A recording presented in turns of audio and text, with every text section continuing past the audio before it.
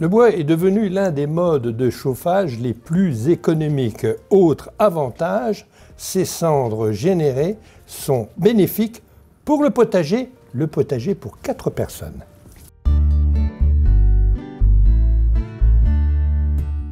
Surtout ne jetez pas les cendres de bois qui proviennent de votre cheminée ou de votre poêle à bois.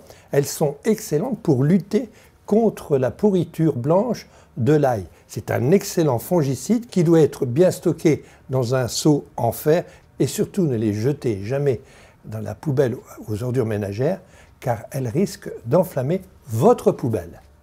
Alors on se retrouve dans le jardin prévu pour 4 personnes. Nous sommes au mois de décembre, sous la grisaille, période où bien entendu on fait du feu dans sa cheminée et on a récupéré nos fameuses cendres. Alors ces cendres, on va les utiliser dans le potager, mais il faut savoir que les cendres, elles sont riches en potassium, en phosphore et d'innombrables oligo-éléments, et notamment le calcium. Par contre, elle est très pauvre, il y a une absence totale d'azote.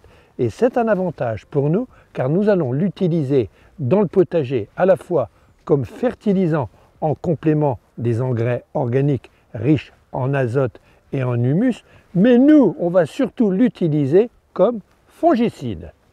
Dans votre potager, il vous est sans doute arrivé un jour d'avoir de l'ail au moment de la récolte qui pourrisse. En fait, il s'agit d'une maladie qui s'appelle la sclérotignose. C'est une maladie cryptogamique.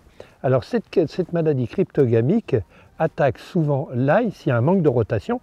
Donc il faut planter l'ail tous les 5 ou 7 ans au même endroit, donc jamais 2 années de suite. L'ail est aussi sensible au compost, à l'humus. Si vous enrichissez trop votre sol, l'ail risque de pourrir aussi. Alors surtout, pas de compost au moment où on plante l'ail. Alors pour réduire justement la sclérotignose, la pourriture blanche, il existe une technique assez simple. On va utiliser un fongicide naturel que sont les cendres de bois. Alors la dose est assez simple, comptez une poignée au mètre carré. Il ne faut jamais exagérer sur les doses, quitte à rapporter en fin de saison, c'est-à-dire au début du printemps, remettre un petit peu de cendres de bois.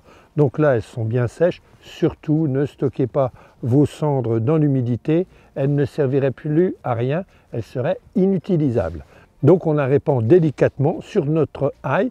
La cendre peut toucher les feuilles, il n'y a aucun souci. De toute façon, nous sommes au mois de décembre, au cours de l'hiver. Dès qu'il va pleuvoir, qu'il va neiger, les cendres vont se retrouver incorporées au sol.